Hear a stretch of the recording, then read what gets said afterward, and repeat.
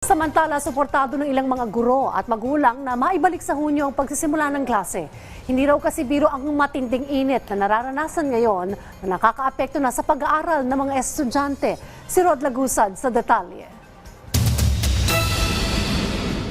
Ilang linggo nang nararanasan ng mainit na panahon. Dahil dito, apektado na rin ang pag-aaral ng mga estudyante. Sunod-sunod ang suspensyon ng klase at pagpapatupad ng blended learning. Ang magulang na si Desiree ramdam ang hirap ng pagpapaaral ngayon sa kanyang grade 2 student na anak sa public school. Iba pa rin yung nakukuha na learnings ng mga bata kapag nasa school sila. Kapag physically yung interaction with the teacher, yung health ng mga bata kasi sa sobrang init nga may mga pwede silang tubuan ng mga rashes dahil sa sobrang init, sinisipon, inuubo dahil natutuyuan ng pawis dahil sobrang init sa classroom. Dahil nasa bahay lang ang mga bata, hindi anya maiwasan na makadagdag ito sa konsumo sa kuryente. Apektado rin anya ang interes sa pag-aaral ng kanyang anak. Actually last week, buong week walang klase yung mga bata kasi puro suspension ang nangyari dahil sobrang init. So ngayon, bumalik naman sila sa classroom pero 3 hours lang yung klase. So imagine from dati half day sila, so that's 6 hours. Tapos ngayon 3 hours na lang. Medyo limited talaga yung time. Pero tingin ko helpful yun lalo na magpo-fourth grading na, mag-exam na yung mga bata. Kailangan talaga nila ng help ng teacher.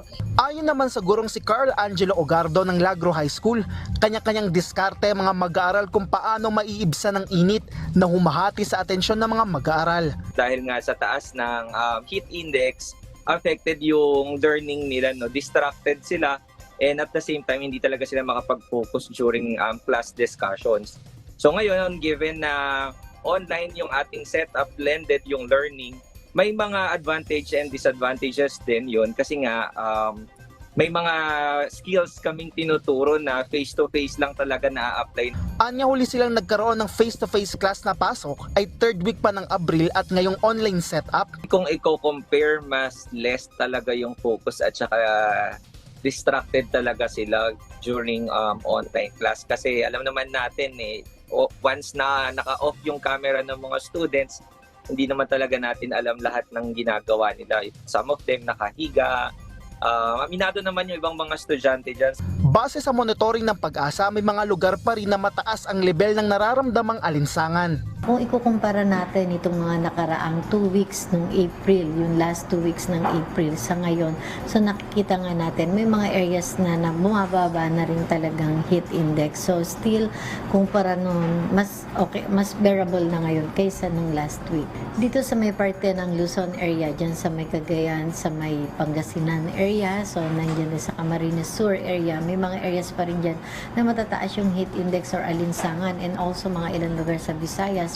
Sa ngayon, mas konti na ang mga lugar na nakakaranas ng mataas na heat index.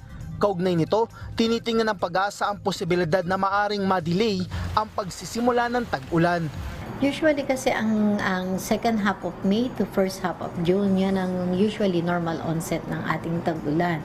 So kapag sinasabi natin na may possibility ng slight delay ng onset, so maaaring later part nitong normal onset, ibig sabihin sa may parte ng June nakikita natin, or may possible pa rin na may mataas na probability na posibleng maantala dahil ito na rin yung nangyayari based on historical record. Patuloy ang monitoring ng Pag-asa sa sitwasyon kung maaantala ba o hindi.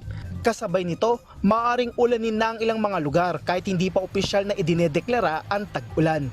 Rod Lagusad, para sa Pambansang TV sa Bagong Pilipinas.